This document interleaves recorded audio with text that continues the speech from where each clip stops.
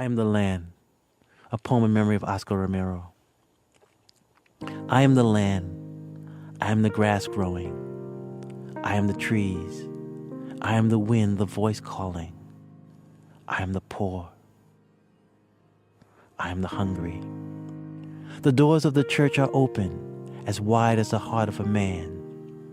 In times of trouble, here is a rock, here is a hand. God knows the meaning of our prayers. I've asked our government to listen. God is not dead, and I will never die. I am the land.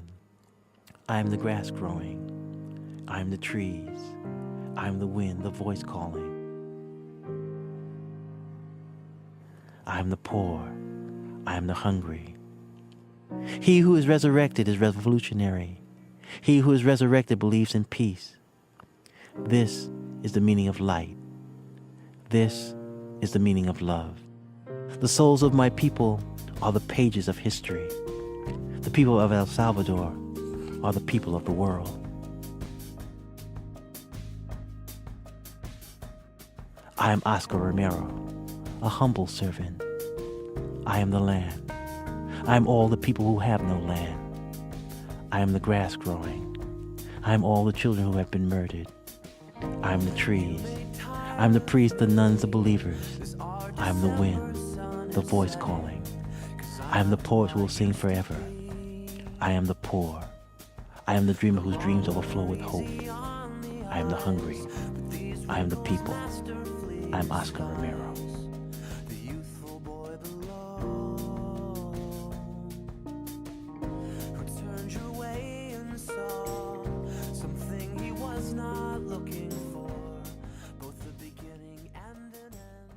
Morning.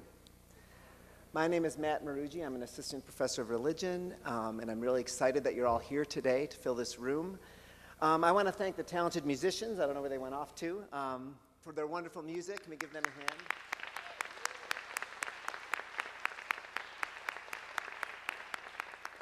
And I want to thank Jacob Anderson, who's an alumnus, for this thought-provoking reflection that he put together. I'd also like to thank the Batalden family. Paul and Levon are here today. Their generous commitment to infusing ethics across the curriculum makes this convocation possible, so I'd like to thank them as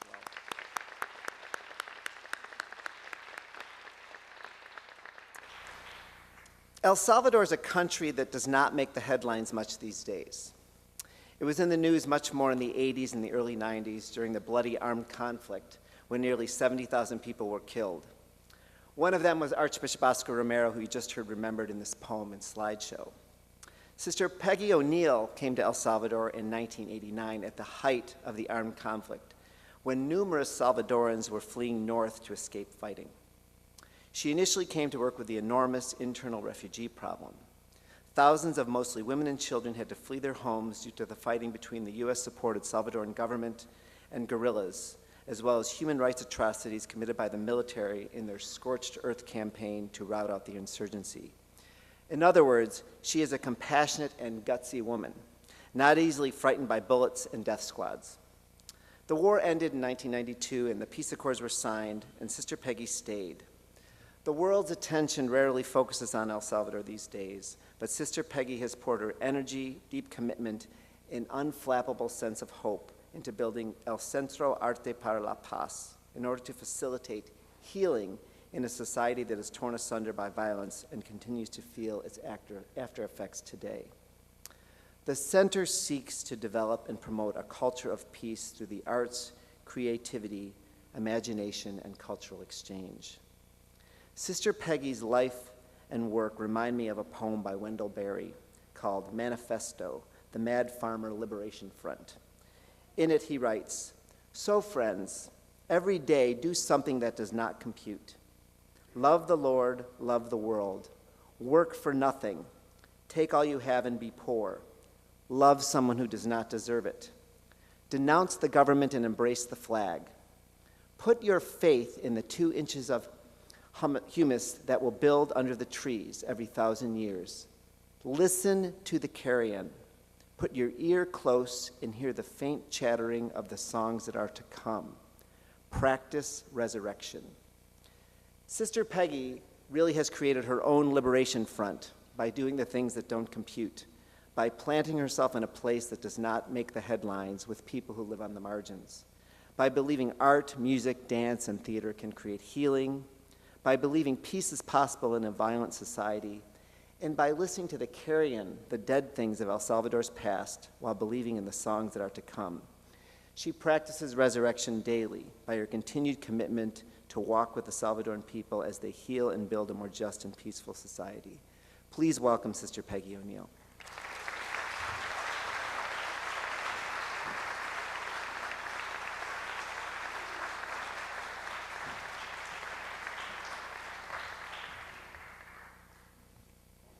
Thank you, thank you. I feel at home. I don't feel like it is at home. It's a little frigid, but you make me feel warmly welcomed, and so thank you. I'm deeply grateful for having been asked to address you, because for me it's an affirmation of my many years of living and loving as a sister of charity. Actually, I went in '86, so it's almost 28 years living in a tiny, wounded country, El Salvador, but where my heart has been broken open to love more. A place where I continue to get glimpses of the promised land, a place where I have been midwived by a people whose deep faith, vibrant hope, continue to nourish and astound me. The Salvadorans have transformed my life, and they have helped me to return to myself, to my own humanity. Together we imagine a circle of compassion with no one standing outside it. So I want to begin with that context. I want to thank you for supporting this seminar. I want to thank you, Matt, for even buying me gloves this morning. And I want to thank those of you who embraced me so warmly because you were former students, former colleagues of mine in El Salvador, or mothers of former students and teachers. I do feel I'm at home. This is my first time at Augsburg College, but so many of you, faculty and students, have visited El Salvador.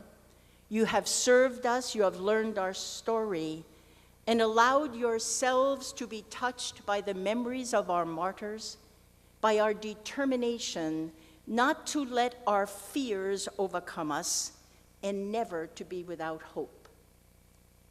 Some of you in the Augsburg program, the Center for Global Education, a pioneer in the concept of study abroad, came to El Salvador, and together we learned to rediscover the need for a new kind of civilization, one of simplicity, austerity, rather than excessive abundance.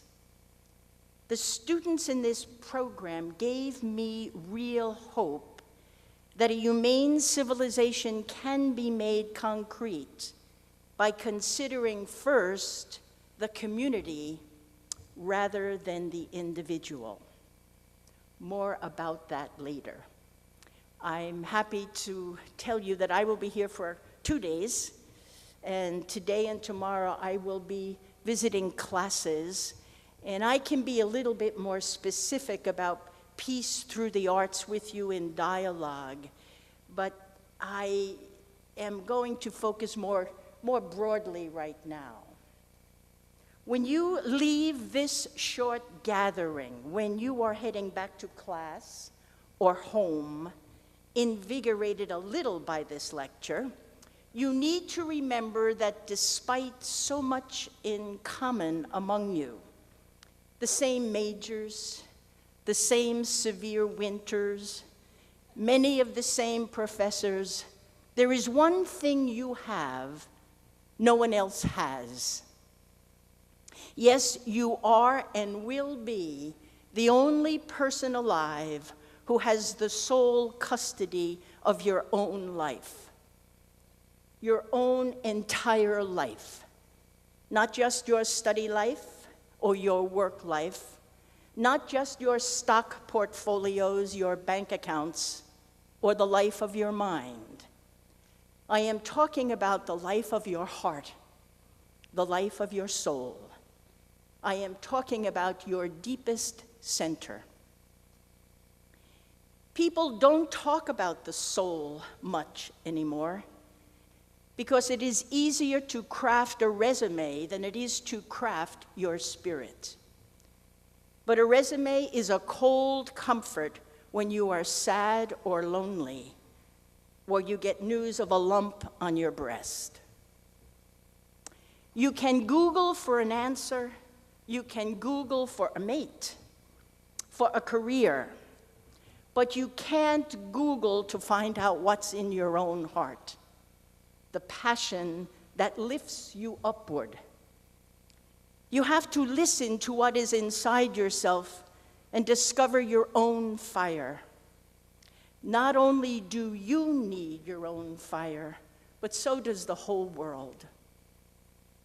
Let's get started. Let me share a few things that we can marinate in briefly. As I said, I will be on campus all day tomorrow, and there will be time to do some more sharing. First, if your dreams do not scare you, know they are not big enough. Let's take a few minutes to dream large, to dream big. Imagine this old nun named Peggy wants to invite you, no, I want to challenge you, dare you really, to get a life. And I want to dare you to be midwives as well. Okay, mid-husbands as well. Get a life, a real life. Remember, even if you win the rat race, you are still a rat. I'm talking about a real life. Not just the manic pursuit of the best grade, best point average, the next promotion, the larger house, the greener lawn, the bigger paycheck. Listen, folks, I am sure no one ever said on his or her deathbed, oh, I should have spent more time studying or more time at the office. Get a life where you are not alone. Find people you love and who love you. And remember, love is not leisure, it is hard work. Every time you look at your diplomas, and I'm sure there are or will be many, remember, you are still a student learning to treasure your connections to others. So pick up the phone, kiss your mother, hug your dad, write a letter. Learn the richness of pregnant silence when you are with a lover. Get a life in which you are generous. Give yourself away. Bless others like Jesus did with the very substance of your life. Get a life where you see the real, the withinness of everything, where you take risks, make mistakes. In fact, make interesting mistakes. Get a life where you are always like a bride married to amazement. A life where you are a bridegroom taking the world into your arms each day. Feel the force within you and within the full moon, the butterfly, the raging river, your newborn. Check out the fuzz on her ear. Marvel at his tiny fingernails. Yes, get to see and meet the withinness of everything. Your lover, yourself, your wisdom sources, the holy books, the pain, the suffering, the lethal absence of hope in so many places, the wars, the poverty.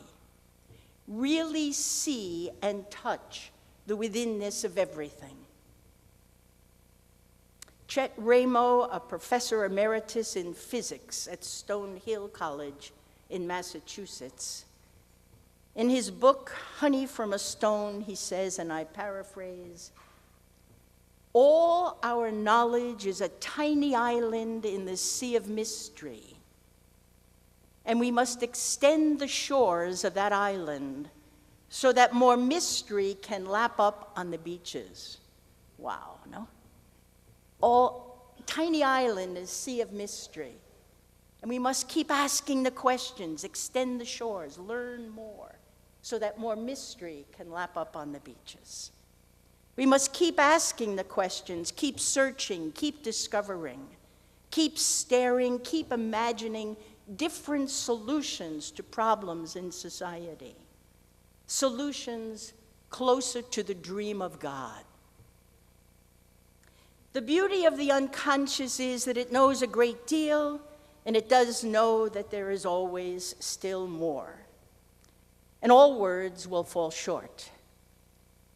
Yes, be willing to take a long, loving look at the real, to look and really see the inner meaning of the universe and human life. Remember, what we grasp gives us knowledge. What we let grasp us gives us wisdom. Get a life. In fact, pig out on life. This is not a dress rehearsal. I want to talk to you about some significant awakenings I have had, some significant changes I have experienced because of living in El Salvador, especially because of living in El Salvador. I remember as a North American living in the midst of so many social movements. I mean, look at my age. It's been a marvelous century, almost for me. But the civil rights movement, the Vietnam War, the feminist movement, Vatican Council II, and all the European theologians I came to know studying for a master's degree, my doctoral degree. And all through these movements, these ideas, I awakened from the slumber of not questioning. I awakened from churchly triumphalism. I considered myself progressive, avant-garde. From the time of Kant, such change was described as an awakening from a dogmatic slumber. An awakening that it is like the liberation of reason from subjection to authority, and which in turn gives rise to the dogmatic proclamation that the fundamental liberation of the human being lies in the liberation of reason. And then I came to El Salvador in the middle of a war where in the third world, the fundamental change also consists of an awakening, but from another type of sleep, or better, from a nightmare, the sleep of inhumanity. It is the awakening to the reality of an oppressed and subjected world, a world whose liberation is the basic task of every human being, so that in this way, human beings can finally become human. Such is the change that has occurred in me and in many others. And what has brought about such a profound and unexpected change is the encounter with the reality of the poor and the victims of this world. I must admit this awakening was painful in my case. It was like layers of skin were peeled away one by one, like being sunburned. I came to realize that while I had acquired so much new knowledge and had gotten rid of so much hidden baggage, deep down, nothing much had changed. I saw that my life and studies had not given me the eyes to see the world as it really is. to see it as a crucified world. In El Salvador, I was fortunate to find others who had awakened from the sleep of inhumanity. Archbishop Romero, Jon Sobrino, Maria Julia Hernandez of Tutela Legal, the sisters of the Pequeña Comunidad.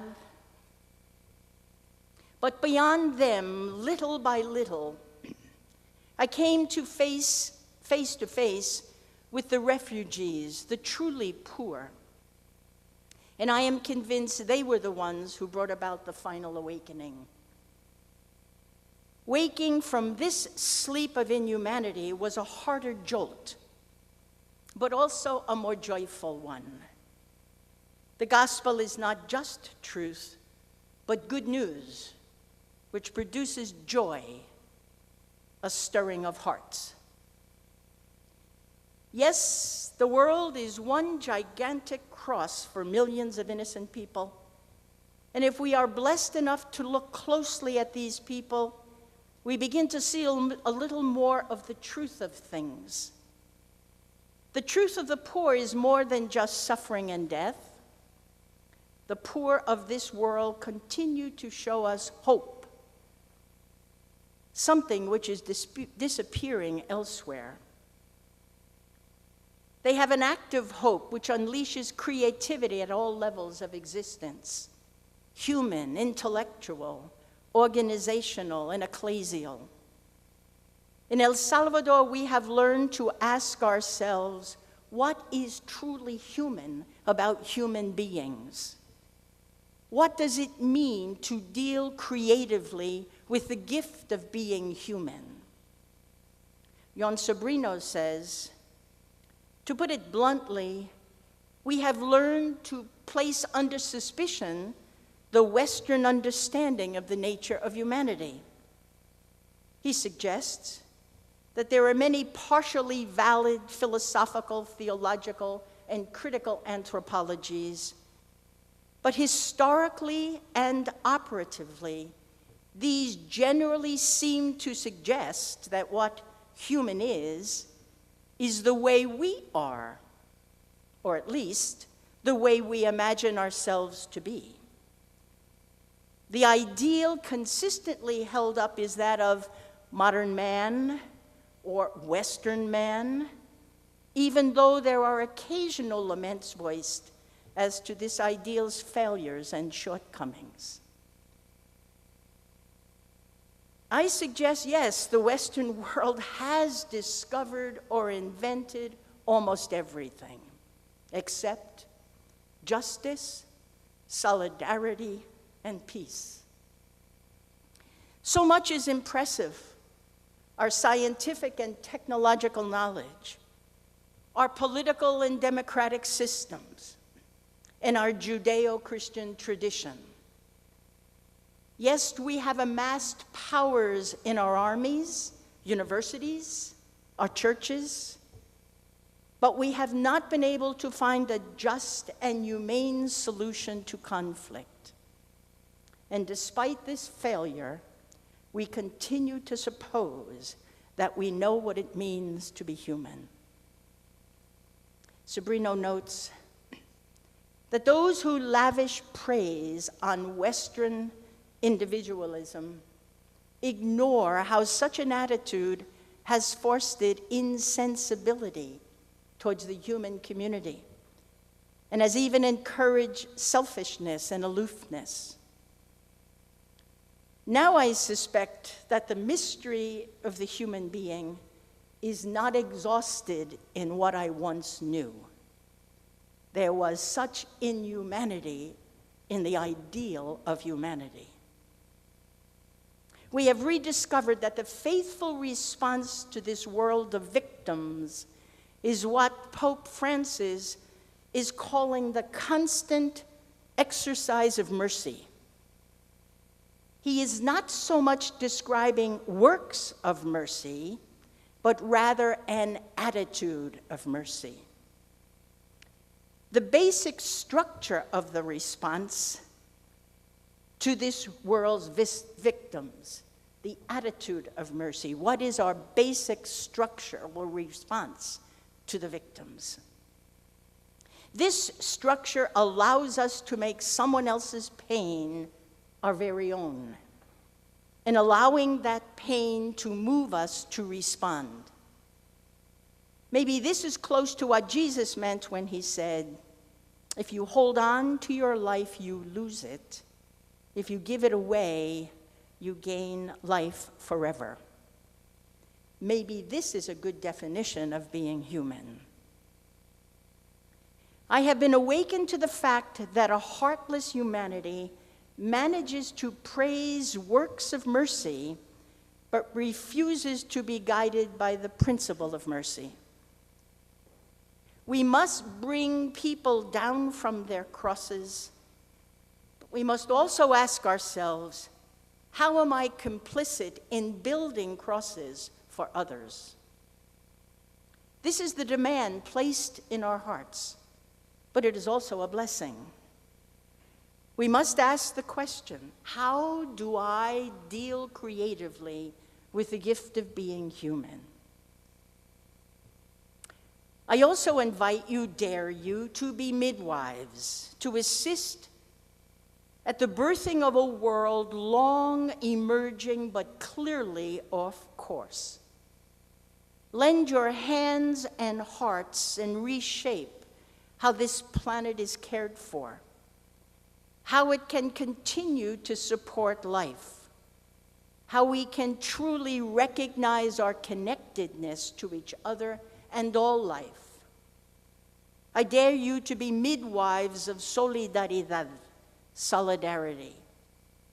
You can Google that word, but I think a story defines it better. One time, I happened to be in an area, not a village, because it was during the war and there weren't established villages in the countryside in Suchitoto. But I was responding to an emergency, and I had walked pretty far without permission from the military, and I was a little nervous about that, but there was an emergency I went to. And the evening, with that little band of people, mostly women, children, and older people, there was a word coming that the military trucks were heading our way, and it was necessary for us to get out of the area. And so we boarded a truck and started to move on what was a decent road, but decent in quotes. But we were going slowly, and all of a sudden the truck made a left. And it wasn't a road, so we quickly went off a little embankment. And it was a large truck, it wasn't a pickup, so we couldn't right the truck, get it out of the ditch. And we decided the best thing for us was to just all scatter in tall grasses and wait. And I wound up with two other women. One, like myself, left everything on the truck and we ran, jumped off and ran. But the other woman, she had a baby with her, so she carried her basket. And we three wound up together. We split up in case these military wanted us. They would have easily gotten us on their truck. So we scattered, and the three of us were together. At about 3 o'clock in the morning, after lots of chit-chat, we went to sleep. About 3 o'clock, we awakened, because it gets chilly, not like here, but it does get chilly in El Salvador at about every evening, early morning. And so we wanted more body warmth. And she decided she would change the baby. So she opened her basket. And first she took out a stack of tortillas and then some diapers. Well, I'm a nervous eater, so I was hungry. And I saw the tortillas and smiled. But the other woman, the three of us remember, the other woman went, "Oh," she said, "we can't eat your tortillas. You need to keep up your strength to nurse the baby." And the woman with the tortillas looked at both of us and she said, with her finger like this, "Oh no," she said, "tonight we share our food. Tomorrow we share our hunger." That's solidaridad. And we did share lots the next day. And you could call them hungers for wondering what was really going to take place next. The Nicaraguan poetess Gioconda Belli, she defines solidaridad as la ternura entre los pueblos, the tenderness between peoples. Will you midwife economic systems that are built more on solidaridad, the tenderness between peoples? What response does seeing human suffering demand of us? Will we awaken to the perception of scandals, the scandal of hunger, the scandal of planned lack of education, of excessive violence, the scandal of the corruption and impunity in so many institutions, and the silence in the face of the cry for better mental health care? If we do not perceive the scandals, we will never act. We must see and feel the pain to want to do the changing, to be a part of the new birthing. Oh, those quoted words of the Declaration of Independence, most quoted words. Would that it read, "We hold these truths to be self-evident, the inalienable rights of life, liberty, and the pursuit of meaningfulness, the pursuit of truth, the pursuit of justice, and oh yes, happiness will follow." As Toni Morrison has remarked, personal success devoid of meaningfulness, free of a steady commitment to social justice, is more than a barren life, it is a trivial one. It is looking good instead of doing good. Think about a meaningful life, not just a comfortable one. To meet every experience as an encounter calls us to live mindfully and to live in all of the layers of our life. Are we ready to admit that we have trespassed on the fullness of mystery, the fullness of God, by trying to lock God into a religion, a book, a gender? Will we try to midwife new metaphors for the creative energy and power that continues to invite us to renew the face of the earth? Will we try to use our creativity, which is a renewable source like love, use it to find creative ways to nourish and sustain our spirits?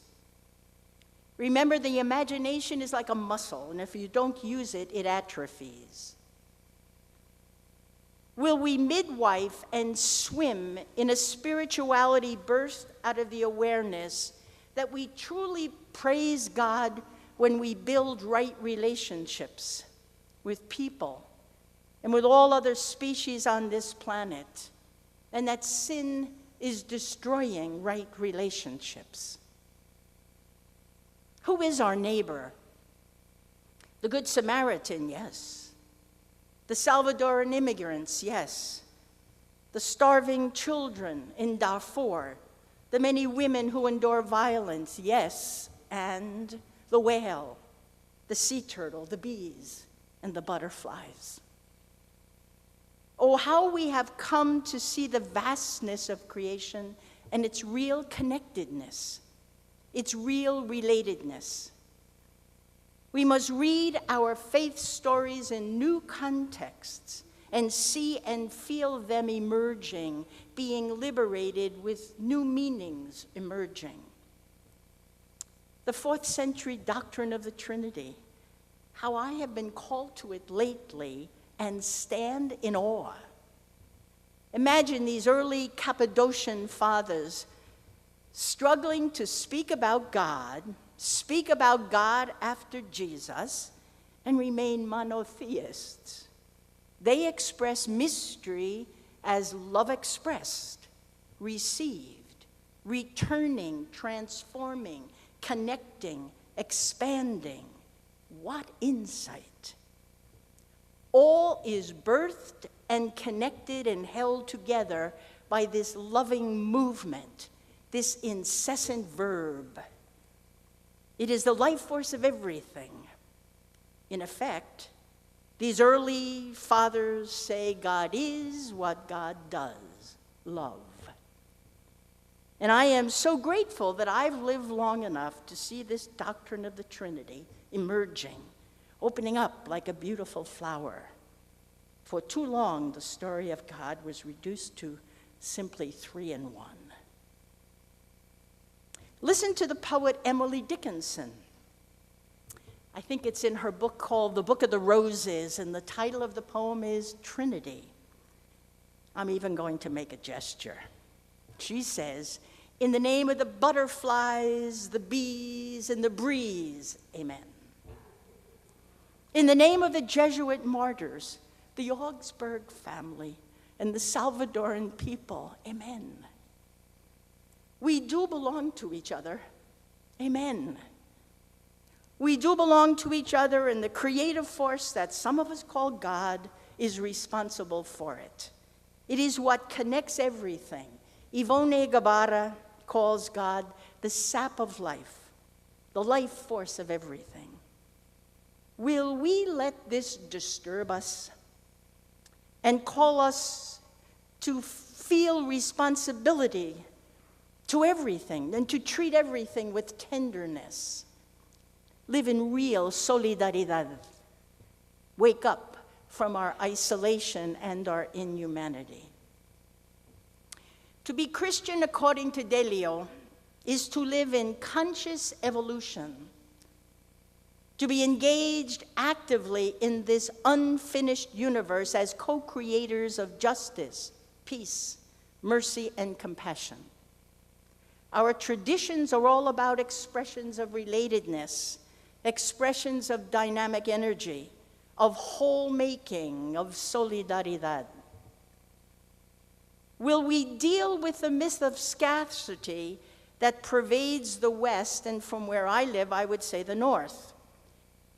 We in the North have been trained to believe in scarcity as not enough time, not enough money, not enough bandwidth now.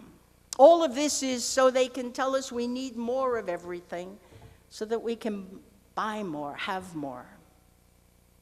We need to midwife a new way of rethinking scarcity, something Lynn Twist calls the greater truth of sufficiency.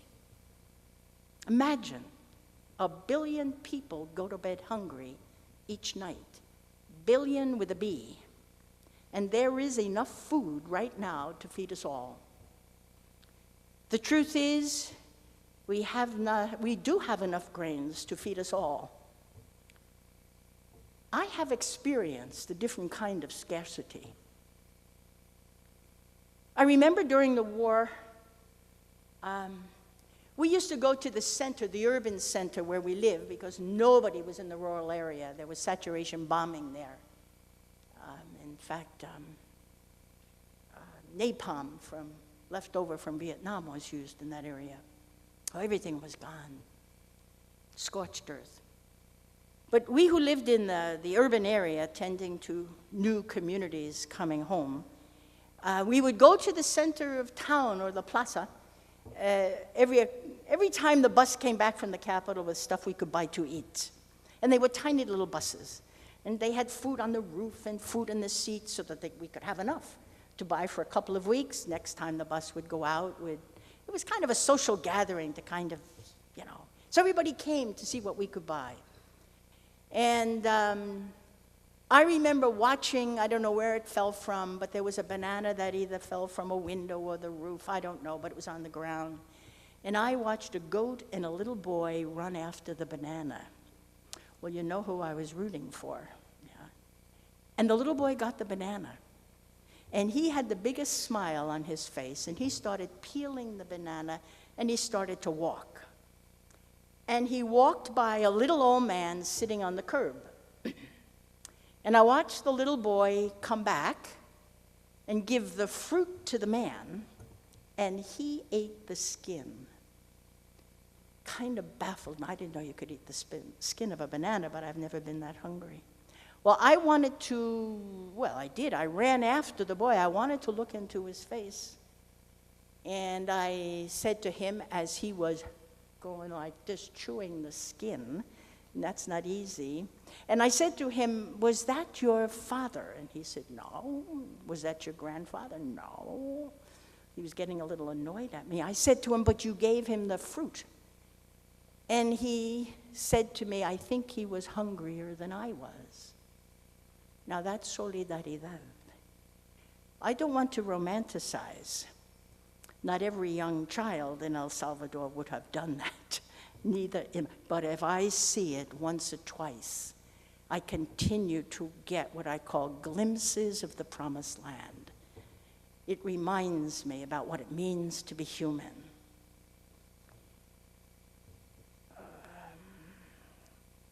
On CNN, I see people sleeping outside of stores, selling the latest model of a smartphone. These people really believe they need to have it right away. There may not be enough of them for me to have it first. Rethink scarcity. Dare we think creatively? Maybe our world leaders need a baby on his or her lap when they are deciding our futures. Maybe we should surround them with photos of suffering peoples and have them not come to some decisions dry-eyed. I asked the Ministry of Culture in El Salvador to give me the salaries of 2 soldiers for the salaries of 2 music teachers for my peace center. I promised them we would evaluate and see what worked better for gang prevention. Violins against violence makes more sense to me than guns against anything. I didn't get the money, but I think they got my message. Don't amputate your creativity, your ambitions, your possibilities. Oh, students, you must risk. Peek around corners. Travel to stare at other cultures, other kinds of scarcities. Go to those places where there are palpable longings for peace and justice. Places like El Salvador, the Philippines, parts of Chicago, Detroit. Meet and befriend women who are willing to live each day to kill death, and are willing to die each day to give birth to life, to give birth to peace. Touch those realities that are painful to see. Stare at how inhumane humanity is. See the real sin of whole peoples on crosses. Awaken to the reality of an oppressed and subjugated world, a world whose liberation is, again I say, the basic task of every human being, so that we can finally become human. Living and working in El Salvador has awakened all of us from a deep sleep. It has awakened us from the notion that our wisdom sources, our scriptures, do not need to be reinterpreted. On the contrary, they must come alive for us. It becomes quite clear to all of us that truth, love, faith, the gospel of Jesus, God, the very best we have as people of faith and as human beings, these are somehow to be found among the poor and in the cause of justice. Our experience in El Salvador has peeled away layers. It has shaken us up to the fact that we don't want to let ourselves admit that we all have something to do with bringing about a crucified world. Mary Oliver, in one of her many, but I think it's one of her latest books, this is called The Morning Paper. Read one newspaper daily. The morning edition is the best, for by evening you know that you at least have lived through another day, and let the disasters, the unbelievable, yet approved decisions soak in. I don't need to name the countries, ours among them. What keeps us from falling down, our faces to the ground, ashamed, ashamed? Remember, our minds are like parachutes. They only function when they are open. Pause and check in with yourself. Create healing spaces for those who suffer from those of us who deny the scandals, those of us afraid to be midwives, to make real changes in the structures. It is one thing to take people down from their crosses, but again I repeat, we must ask ourselves, how am I complicit in building crosses for others, in putting people on crosses? Adrienne Rich, the poet who died just a year ago, be 2 years March, I think, she left us with these two haunting questions. She asks, with whom do you cast your lot? From whence do you draw your strength? I suggest you write to your friends each month, text them these two questions. With whom do you cast your lot? From whence do you draw your strength? With whom? From whence do you draw your strength? So whose are you? To whom do you belong? If we are to midwife, to give birth to new ways of belonging, and to change structures in this global world, we need buddies. Even Jesus needed a gang. I needed hundreds of sisters of charity, thousands of students, and now mi pueblo, the poor and resilient people of El Salvador. I am 75, and with the help of all these people, I'm still trying to become a better version of myself, a more human Peggy, someone acting out of her deepest center. Okay, now pay attention. The other was introduction. Here is an invitation, an announcement if you want a creative gap year. I'm speaking to those musicians and anybody else.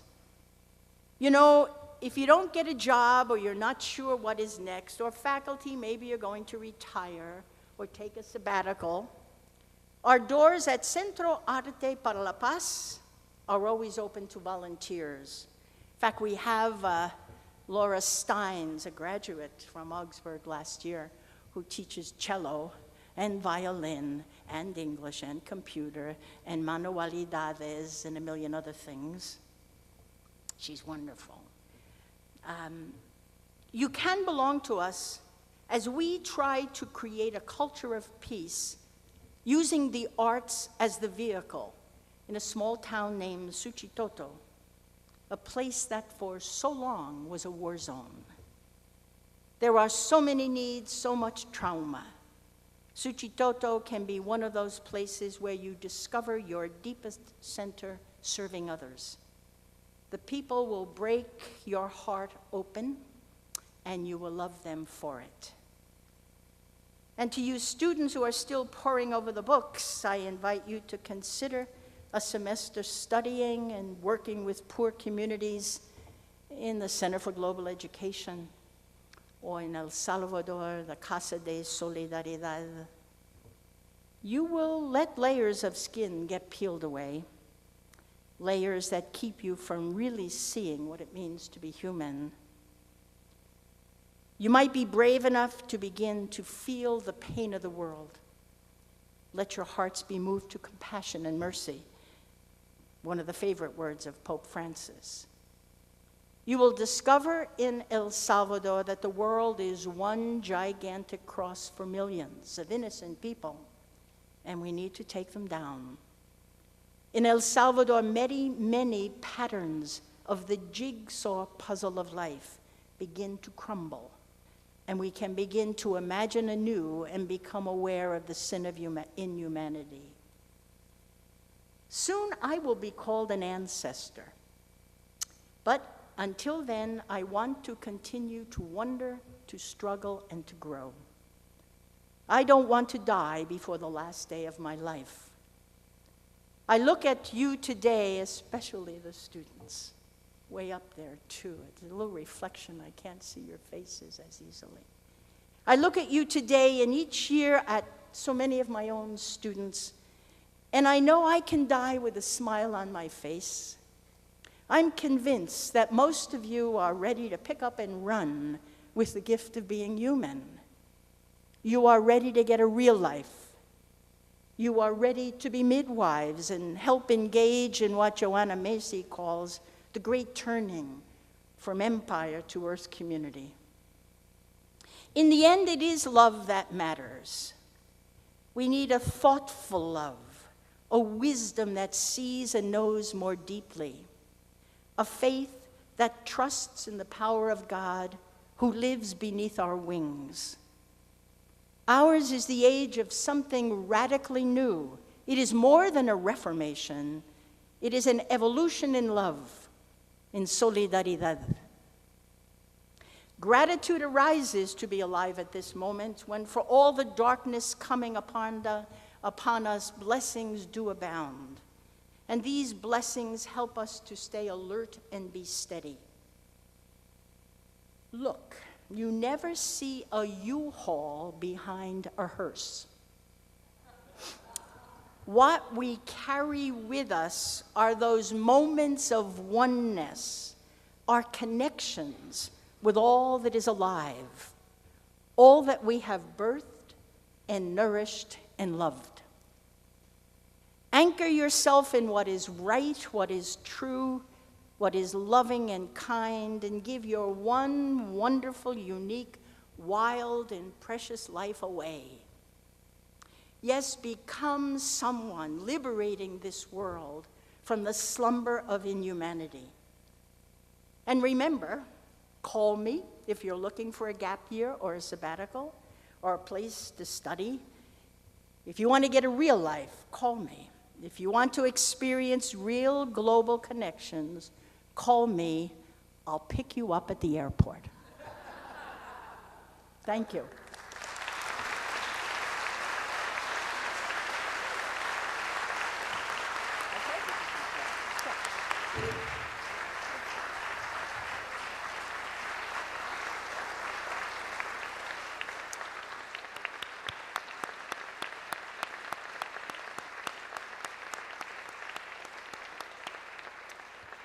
So we have a few minutes for questions. So I think Leslie has a microphone in the back there. If anyone would like to ask Sister Peggy a question or reflect on her talk, feel free to do so.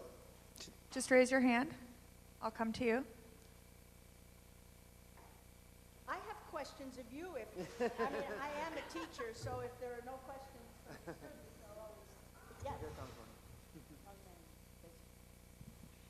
Thank you so much for sharing. I was wondering if in your time since 1986 in El Salvador, if there are any really distinct moments where your faith has been challenged in your work and kind of the belief in humanity to evolve, to recognize this oneness, if that's ever really been challenged and how you've overcome that. My faith in many things was challenged, and I think that's what it means to be human too. That, for instance, my faith in my government was challenged, U.S. government. You know, there would have been a war in El Salvador, a civil war.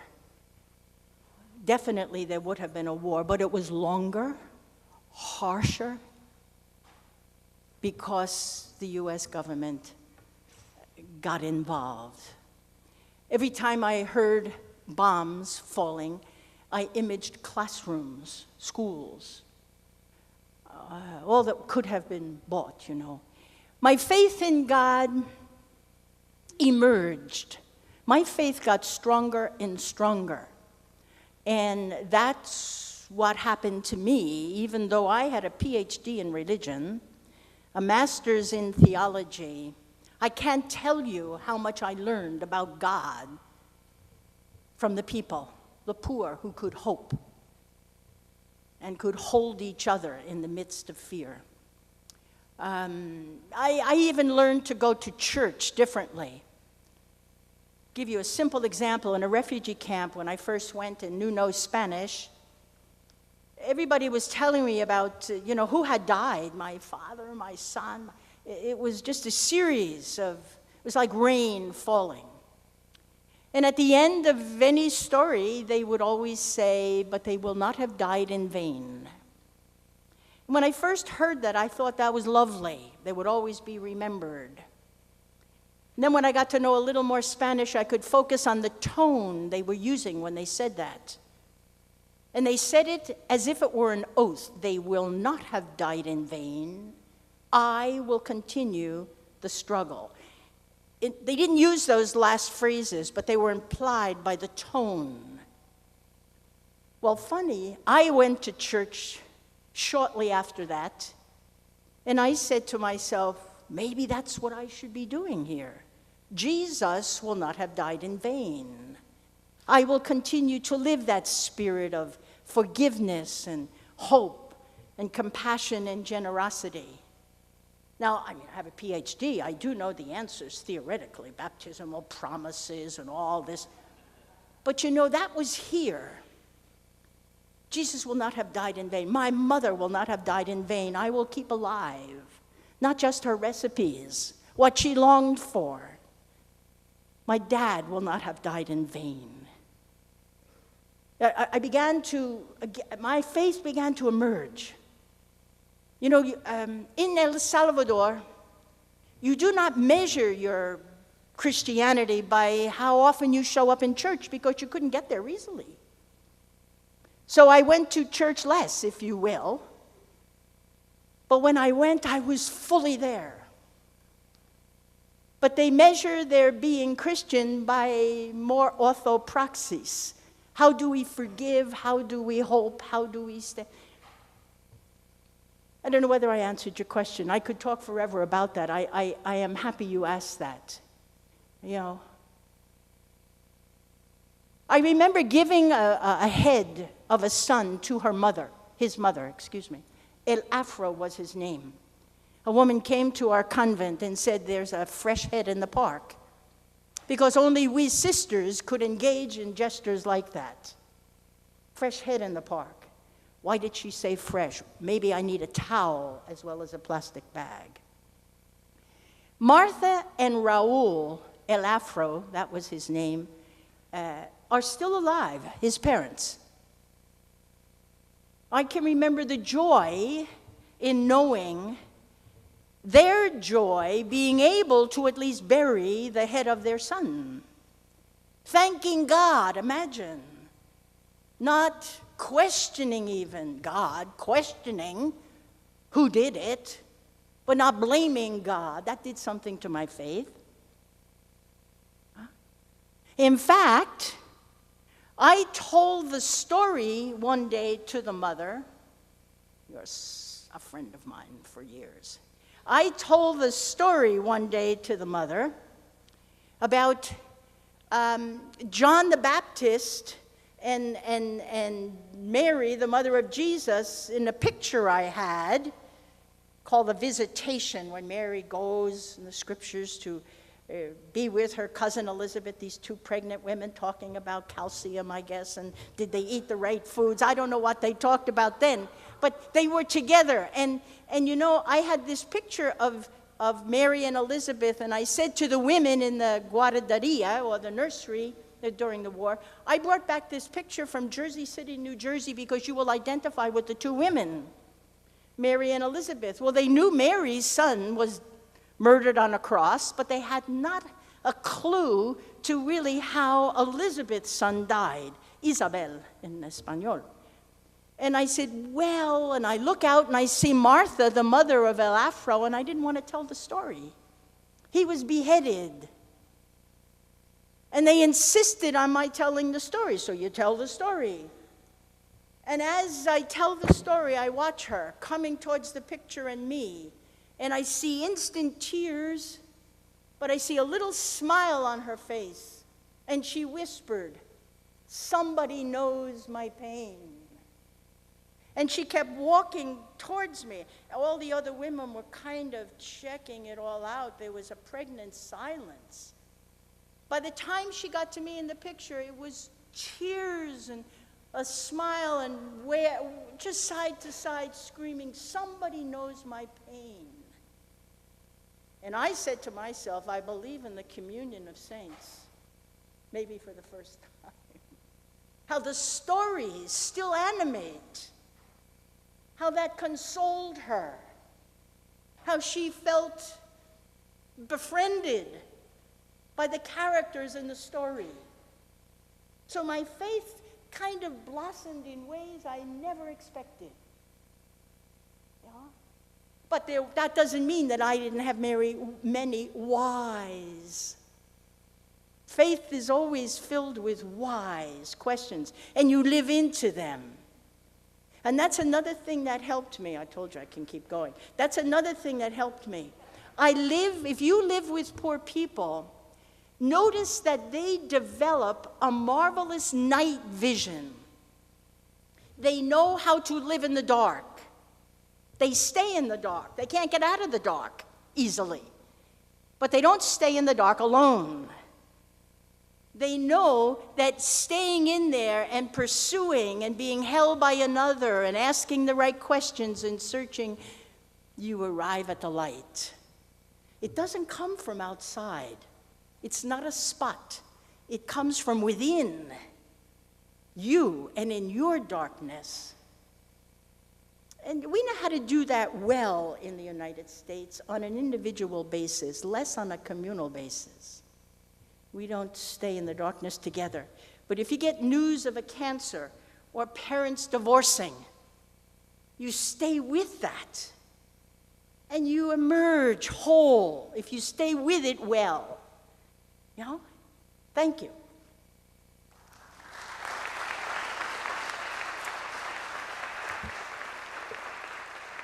So unfortunately, we're out of time. As you can see, there's a lot more that could be discussed. So Sister Peggy will be here in some classes. And also, if any of you want to hear more, specifically, there's a reception that's going to go on tomorrow from 4 to 5. It's centered around arts and peacemaking and discussing some of her work with the Center for Arts for Peace. It'll be in the green room. Specifically, we're asking fine arts students, but all of you who are interested in that topic are welcome to come as well. In the green room in the Foss Center, 4 to 5 tomorrow. So if you want to hear more of these stories and more about Sister Peggy, please come. Thank you.